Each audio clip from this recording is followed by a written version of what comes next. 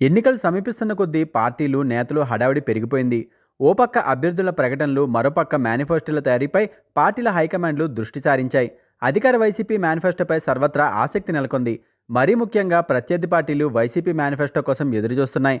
గత ఎన్నికల ముందు నవరత్నాల పేరుతో సంక్షేమ పథకాలతో వచ్చి వైసీపీ ఘన విజయం సాధించింది. ఈసారి మేనిఫెస్టోలో ఏ కొత్త పథకం తెస్తారని సర్వత్రా చర్చ నడుస్తోంది. ఈ నేపథ్యంలో వైసీపీ మేనిఫెస్టోపై కొన్ని లీకులు వస్తున్నాయి. రైతు, డ్వాక్రా రుణమాఫీలు ఉంటాయని ఈ మధ్య బాగా ప్రచారం జరిగింది. అయితే ఇవేవి ఉండవని విశ్వసనీయ వర్గాల ద్వారా తెలుస్తోంది. ప్రస్తుతం రైతులకు ఏడాదికి ఇస్తున్న 13,500 భరోసా సొమ్మును పెంచే ఆలోచనలో ఉన్నారని సమాచారం. ఈ సొమ్మును 20,000 లేదా మరో 1000 పెంచనున్నట్లు తెలుస్తోంది.